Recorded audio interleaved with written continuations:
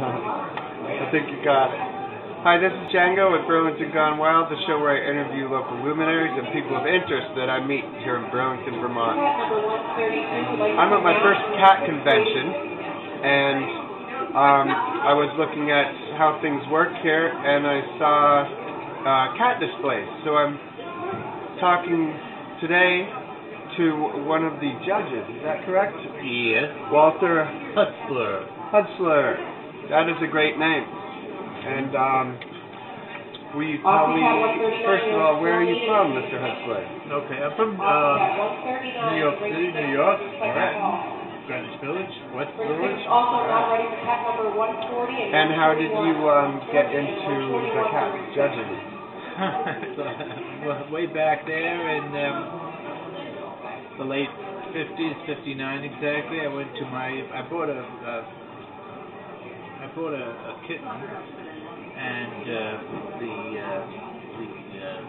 place that I bought it, the cattery that I bought it, said that I could pick it up. They would sell this kitten to me that I picked up, but it was in a cat show during the week, a kitten match, and if I wanted to come over there, I could have the awards or anything else or whatever the kitten got.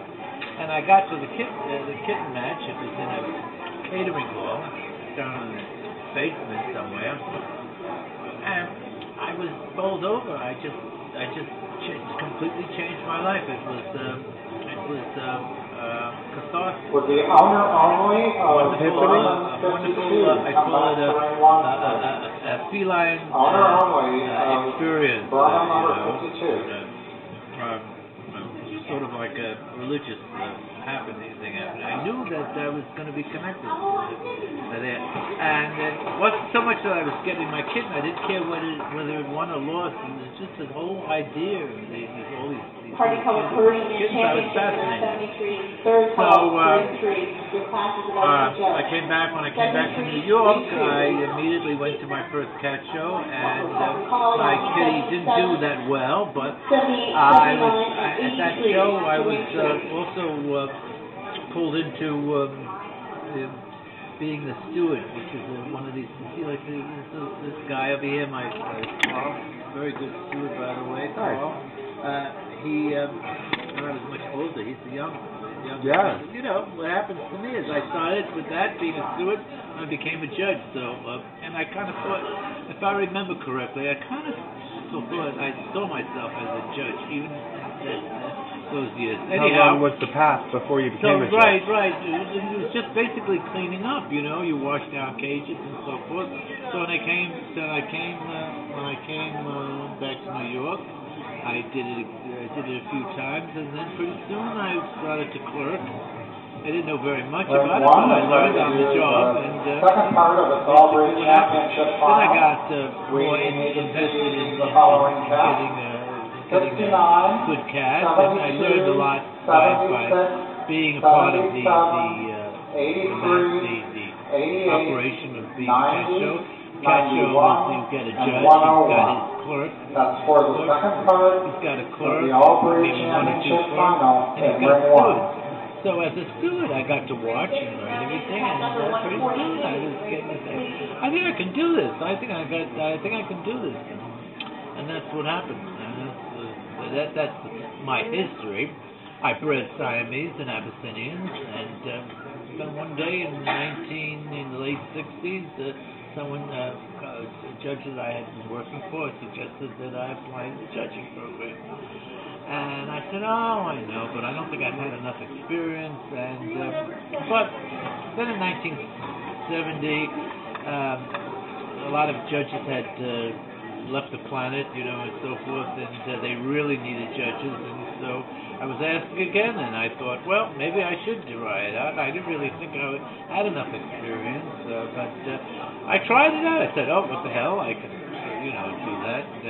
And I got in, which was and then I was I didn't think I was good enough, so, but apparently, as soon as I got the cats in front of me, I just sort of, I felt I got confidence, and the rest is history. And so I've been doing it since 1970. I was accepted into the judging program in 1970. 1970. 1971, I got approved. So I really judging. So then I was just a training judge, and the rest is history. And you never look back? It's been a path that you've continued to be happy with and challenged and content. Yes, I was very challenged. I didn't think that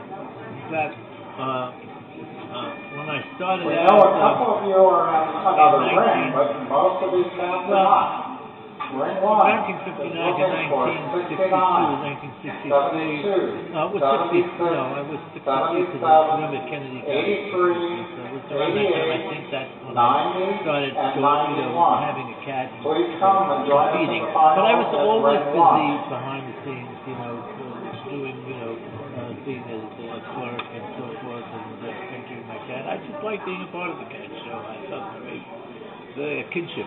I just knew there was something about this that would change me rather very prominently, so that I could do it, because I gave up a lot of work and so forth and business, and I had a lot of problems. Even at that time I was married, I had a lot of problems because people, my parents and my ex-wife said, why you give up, your job? I said, I'm not going to give up anything. I'm just going to have to. I don't see why I have to choose one or the other. I got you. My father said, well, can you make money out of this? I said, I will do this. I'm doing this because I feel like I'd like to do this. I mean, some people play golf, and some people go sailing, and I don't know. There are lots of activities, or they go mountain climbing or something. I did cat shows. I think that perspective of the refusal of the either or brings me to a next question, which is kind of a shot in the dark, but I see some parallels. And I'm going to ask, are you familiar with the works of William F. Burroughs? No. Okay. What I'm getting at is the cat association and the cat world a society with its own rules that exist separate than our other society, larger society? Well, this is a sport. I mean, I believe it's a sport. Although a lot of people disagree. I mean, a lot of sport editors, so forth, that cover sports like baseball, football, basketball, the dog competition. They never considered. They thought it was a sort of a human interest, but not exactly a sport. But I consider it a sport. It's run exactly like that. These people treat their cats like they were athletes. I mean, I think it's a great sport.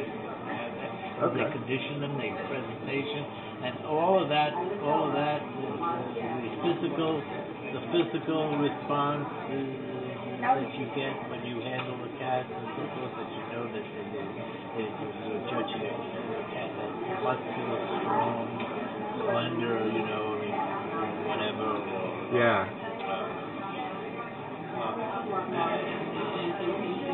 They become athletes. And it's a rough life. I mean, it's not something that cats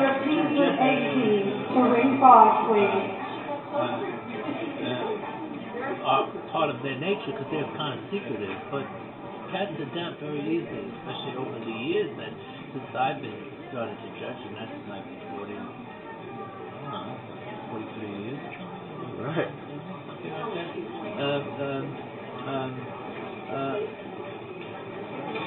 Lots have changed. Cats are beautiful, adapted, they become sophisticated, and now it's a beautiful, elegant event. And the big thing about the cats, I always tell people, is a joke.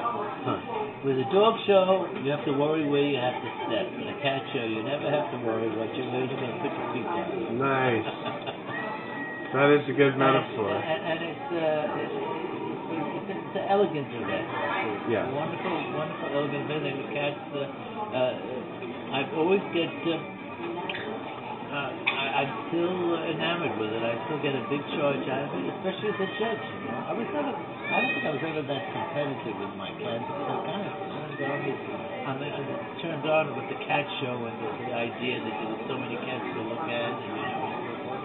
So I mean, today, day and age, there's so many more requirements that I don't know if I would have ever fulfilled those requirements.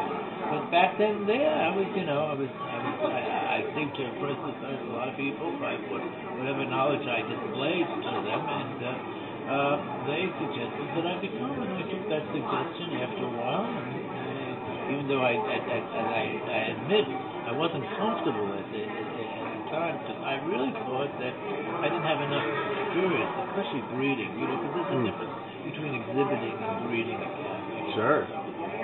But, you know, I don't have to know how a baby is born, you know, and so forth. So I don't have to be a mother, or to, you know, a childbirth, stuff like that. I mean, so I think that you can have an appreciation. I don't, as a musician, I don't know how to. I don't claim to be a great pianist, you know, so forth. But I appreciate one cat away from your class, and none of you are in ring 5. And the knowledge comes to you about that, and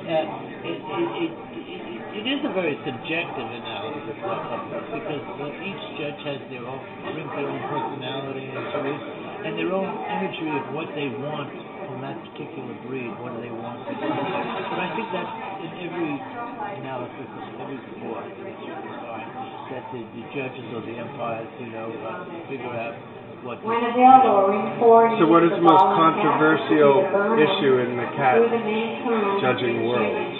49, 50, 51, 52, 53, 54, 55, and 56. It's a place in our society should people have raised feline because, you know, there's some people that like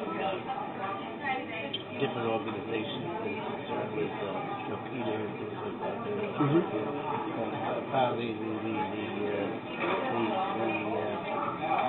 The correctness of should humans be involved in raising, you know, felines. I don't know what the problem is. I think a cat. I'd like to come back as a show cat. I think they get treated really well. You know. Yes, it seems they do. They're treated very prince-like and elegant, and they're catered to. And life is traveling. Yes, it is, and it isn't exactly feline, but none of these things are meant for felines. They're meant for humans. And animals have to learn to live in a human environment. You know, it's the day and age where they can be wild animals is gone. There's nothing there left on this planet. No space for them. So we have to cultivate some kind of, I suppose, mutual coexistence. Yeah, exactly. Okay. Well, thank you for sharing your perspective on this. All right. Mr. Walter Huztler. Thanks again.